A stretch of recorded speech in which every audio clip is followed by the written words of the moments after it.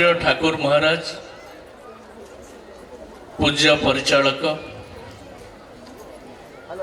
एवं आजिर कार्यक्रम को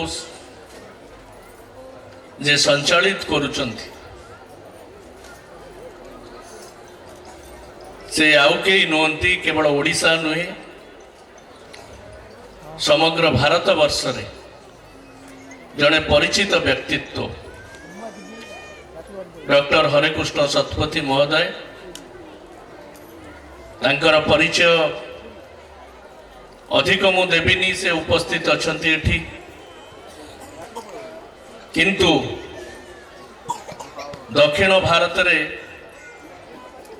बहुत विराट ज्ञानी गुणी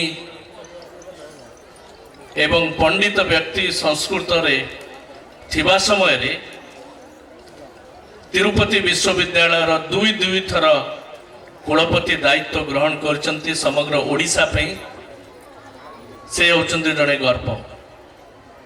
आज आम साधारण सभा सभापति भाव में पाइचु एवं जो सन्थ श्री श्री ठाकुर भावधारा को आमको अनेक समय रे आम मन भितर भर्ती करिवार ठिकणा बाट को आवरी नहीं थांती स्वामी ब्रह्मानंद सरस्वती महाराज आम समस्तंकर पूज्य एवं अछंती आम सहित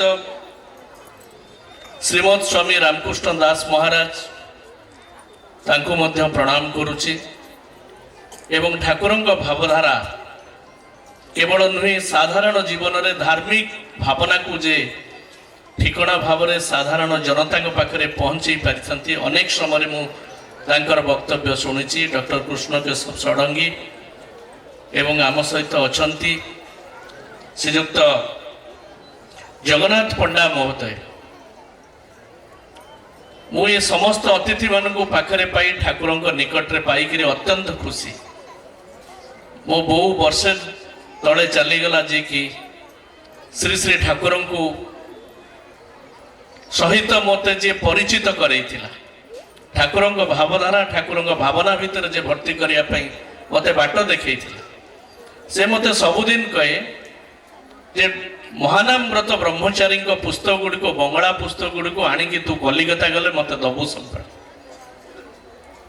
एवं आज मु देखिली डॉक्टर महानाम व्रत ब्रह्मचारी लिखित अक्रूर उपास ठारू आरंभ कर अन्य केतक गुरुत्वपूर्ण पुस्तक को अनुवाद जे करिसंती से आम अन्यतम अतिथि वक्ता भाव में अच्छा श्री जगन्नाथ पंडा महोदय तांको प्रणाम करुछि एवं आम सहित अच्छा पूर्वतन विधायक केन्द्रापड़ार श्रद्धेय किशोर तरे डॉक्टर सिप्रा मल्लिक महोदया एवं जिला परिषदर पूर्वतन अध्यक्ष मानस परिड़ा निशिकांत प्रधान अच्छा पटामुंडी ब्लॉक रो पूर्वतन चेयरमैन एवं माँ और भाई मान विशेष किसी आलोचना करी समय नेबिनी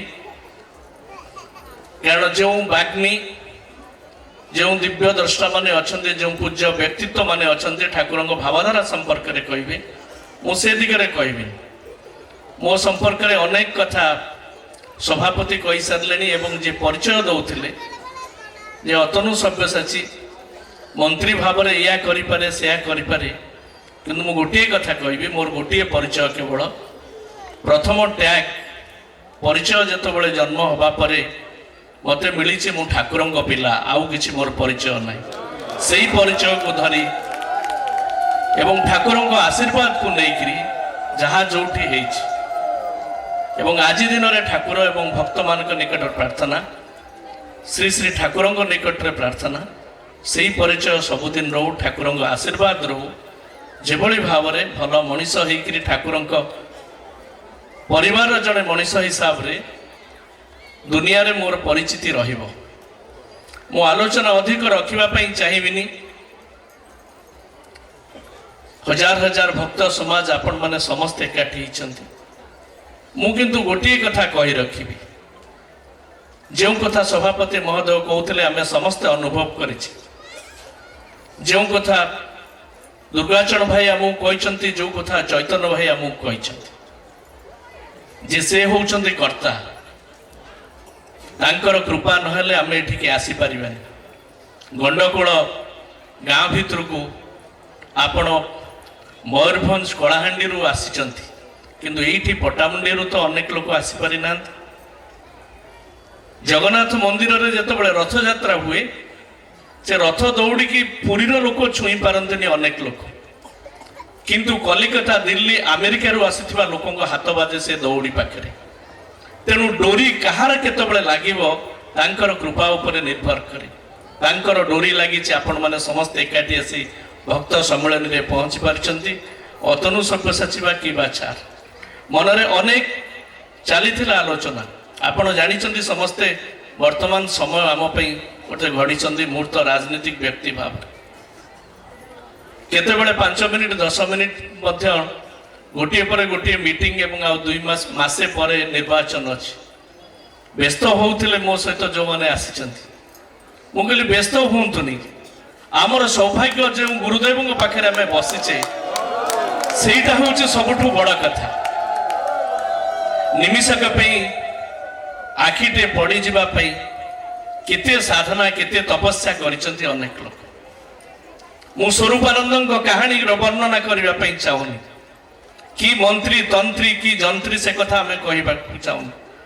ସ୍ୱାମୀ ସ୍ୱରୂପାନନ୍ଦ ଏବଂ ଠାକୁରଙ୍କ ସମ୍ପର୍କିତ ଯେଉଁ ବିବରଣୀ ରହିଛି ଯଦି ପଢ଼ିବେ, କିଭଳି ଉଚ୍ଚସ୍ତରର ଡାକ୍ତର ସେ ସମୟରେ ଥିଲେ, କିନ୍ତୁ ଠାକୁରଙ୍କ ସେବା କରିବା ପାଇଁ ସେ କିଭଳି ଭାବରେ ଗୋଟିଏ କଥା କହିଥିଲେ ଯେ ମୋ ସବୁତକ ଯାଇକରି ମୋ ଚମଡ଼ାକୁ ନେଇକରି ଯଦି ଚପଲ ହେଇପାରନ୍ତା, ସେ ଚପଲକୁ ଗୁରୁଦେବ ପରିଧାନ କରନ୍ତେ, ତେବେ ମୁଁ ସବୁଠୁ ଖୁସି ହୁଅନ୍ତି। ତେଣୁ ଏ ଉଦାହରଣ ଆମ ପାଇଁ ରହିଛନ୍ତି, ଅନେକ ଶତ ଶତ ଉଦାହରଣ ରହିଛନ୍ତି। ମୁଁ ଆଜି ଦିନରେ କହି ରଖିବା ପାଇଁ ଚାହୁଁଛି, ଯେତେବେଳେ ମୁଁ ଭାବୁଥିଲି ଆସିପାରିବି କି ନାହିଁ, କେଉଁଠି ରହିଯିବି, କେଉଁଠି କର୍ମର ତାଡ଼ନାରେ ରହିଯିବି, ସେ ସମୟରେ ମୋର ଗୋଟିଏ କଥା ମନେ ପଡ଼ିଲା। ମୁଁ ସେ କଥା ଅନେକ ଥର ଏ ସମ୍ମିଳନୀ ପେଣ୍ଡାଲରେ ମଧ୍ୟ ଭକ୍ତମାନଙ୍କୁ କହିଛି। ଜଣେ ଭକ୍ତ, ଠାକୁର ଯେତେବେଳେ ସ୍ଥୂଳରେ ଥିଲେ, ଜଣେ ଭକ୍ତ ଲେଖିଥିଲେ, ଆସିଥିଲେ ପୁରୀକୁ ଠାକୁରଙ୍କୁ ଭେଟିବା ପାଇଁ। ସେ ପହଞ୍ଚିଲା ବେଳକୁ ଠାକୁର ଚାଲିଗଲେଣି ବଙ୍ଗଦେଶ ଏବଂ ବଙ୍ଗଳାରେ ପହଞ୍ଚିଲେ। ତାପରେ ଠାକୁର ଚାଲିଗଲେ, ମଠକୁ ଚାଲି ଯାଇଛନ୍ତି। ତାପରେ ସେ ଠାକୁରଙ୍କୁ ଗୋଟେ ଚିଠିଟେ ଲେଖିଲେ, ଠାକୁର ଆପଣଙ୍କ ଦର୍ଶନ ପାଇବା ପାଇଁ ମୁଁ ପୁରୀରୁ କଲିକତା, କଲିକତାରୁ ଜୋରହାଟ ଏମିତି ବୁଲୁଛି, କିନ୍ତୁ ଦର୍ଶନ ପାଇପାରୁନି, କେଉଁଠି ପାଇବି? ଠାକୁର ଉତ୍ତରରେ ଲେଖିଥିଲେ, ମୋର ସ୍ଥାୟୀ ଆଡ୍ରେସ ହେଉଛି ଭକ୍ତ ସମ୍ମିଳନୀ କ୍ଷେତ୍ର। ତେଣୁ ଆଜି ଆପଣମାନେ ସମସ୍ତେ ସେଇ ସ୍ଥାୟୀ ଠିକଣାରେ ପହଞ୍ଚିଛନ୍ତି। ଆମେ ସମସ୍ତେ ସେଇ ସ୍ଥାୟୀ ଠିକଣାରେ ପହଞ୍ଚିଛୁ। ସ୍ୱୟଂ ଠାକୁର ଏଠି ବିରାଜମାନ କରିଛନ୍ତି ଏବଂ ଆମକୁ ଆଶୀର୍ବାଦର ଧାରା ଢାଳି ଦେଉଛନ୍ତି। ମୁଁ ଆଲୋଚନା ରଖିବା ପାଇଁ ଚାହୁଁନି ଠାକୁରଙ୍କ ବାଣୀ ସମ୍ପର୍କରେ, ଠାକୁରଙ୍କ ଜୀବନୀ ସମ୍ପର୍କରେ, ସଂଘ ନୀତି ସମ୍ପର୍କରେ। ମୁଁ ସେ ସମ୍ପର୍କରେ ଆଲୋଚନା କରେ।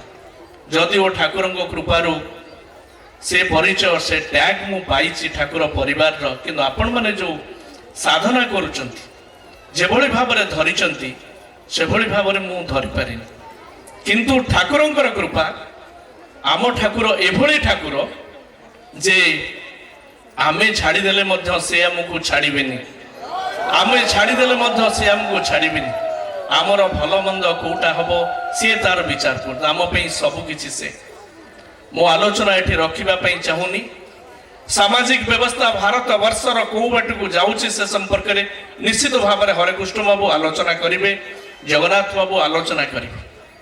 କିନ୍ତୁ ଗୋଟିଏ କଥା ସତ୍ୟ, ସେ କୋଭିଡ ଆସୁ କି ଯାଉ, ବିଜ୍ଞାନ କେଉଁଠିକି ଯାଇଛି, କେଉଁଠି ପହଞ୍ଚିଛି, ସେ କଥା ମୁଁ ଆଲୋଚନା ରଖିବିନି। କିନ୍ତୁ କୋଭିଡ ପରେ ଗୋଟିଏ କଥା ସତ୍ୟ ପ୍ରମାଣିତ ହେଇଗଲା ଯେ ଆଉ କିଛି ନୁହେଁ, ବିଧି ନିର୍ଦ୍ଦିଷ୍ଟ ଯାହା ଅଛି, ଯେଉଁ ଆଧ୍ୟାତ୍ମିକ ଋଷିମାନେ ଭାରତ ବର୍ଷର ଯେଉଁ ସନ୍ଦେଶ ଦେଇଛନ୍ତି ତାହା ହିଁ ସତ୍ୟ। ଆଉ କିଛି ଯନ୍ତ୍ର ପନ୍ତ୍ର ସେ କିଛି କାମ କରିବ ନାହିଁ। ଆମେ ସେ କଥା ନିଜେ ଅନୁଭବ କରିଛେ। ତେଣୁ ମୁଁ ଆଜି ମନେ ପଡ଼ିଯାଉଛି ସେ ସମ୍ପର୍କରେ, ଯେତେବେଳେ ଭାରତ ବର୍ଷର ସାମାଜିକ ବ୍ୟବସ୍ଥା କଥାରେ ଆସୁଛି। एपीजे अब्दुल कलाम को भली जड़े विशिष्ट वैज्ञानिक तांकर उदाहरण निश्चित भाव ये साधारण सभा पदटे